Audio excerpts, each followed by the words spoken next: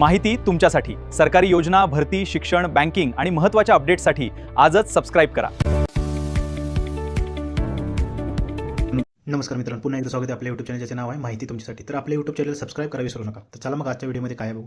आता सागवान तोडण्यासाठी परवानगीची गरज नाही, मात्र या जमीन मालक शेतकऱ्यांना नियम लागू आहेत. तर काय आहेत हे सगळं बघूया आपण. राज्यात खाजगी जमिनीवर कष्टाने किंवा नैसर्गिकरित्या उगवलेल्या मौल्यवान सागवान वृक्षाला अखेर शासनाने अनुसूचित वृक्षाच्या यादीतून वगळले आहे. त्यामुळे आता ही झाडे तोडण्यासाठी किंवा त्याची वाहतूक करण्यासाठी वन विभागाच्या फेऱ्या मारण्याची गरज नाही किंवा ट्रान्झिट पास टीपी काढण्याची कोणतीही आवश्यकता राहिली नाही. सागवान तोडण्यासाठी परवानगीची गरज नाही. पूर्वी स्वतःच्या शेतातील किंवा जागेवरचे सागाचे झाड तोडण्यासाठी वन विभाग, महसूल विभागाकडे अर्ज करावा लागत असे. वर्षानुवर्षे हे अर्ज मंजुरीच्या प्रतीक्षेत पडून राहायचे. आता मालकी हक्काच्या जमिनीवरील असे वृक्ष तोडण्यासाठी कोणत्याही पूर्व परवानगीची गरज उरलेली नाही. जमीन मालक आपल्या गरजेनुसार झाडाची तोड करू शकतात.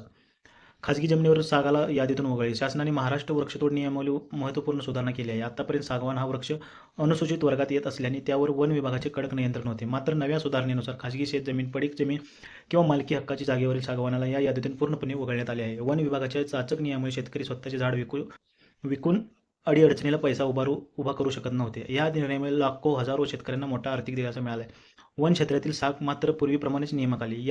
हा शिथिलतेचा नियम केवळ आणि केवळ खाजगी मालकीच्या जमिनीसाठीच लागू राहील.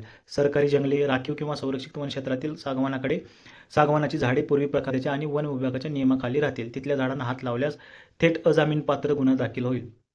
आता महाराष्ट्र वृक्षतोड अधिनियम काय म्हणतो. महाराष्ट्र ग्रामीण भागातील वृक्षतोड अधिनियम 1964 नुसार विशिष्ट झाडांच्या तोडीवर निर्बंध आहेत. मात्र काळानुरूप शेतकऱ्यांच्या वृक्ष लागवडीसाठी प्रोत्साहन करण्यासाठी कायद्यात सुधारणा करण्याचे अधिकार शासनाला आहेत.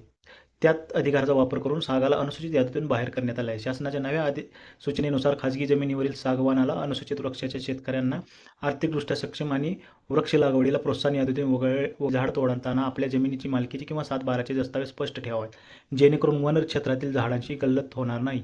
वन जमिनीवरील सागाच्या संरक्षणाबाबत पूर्वीसारखीच कडक कारवाई होईल. तर मित्रांनो, या व्हिडिओमध्ये तुमच्यासाठी एवढेच. आपल्या यूट्यूब चॅनल नक्की सबस्क्राईब करा, या व्हिडिओला लाईक करा, शेअर करा. धन्यवाद.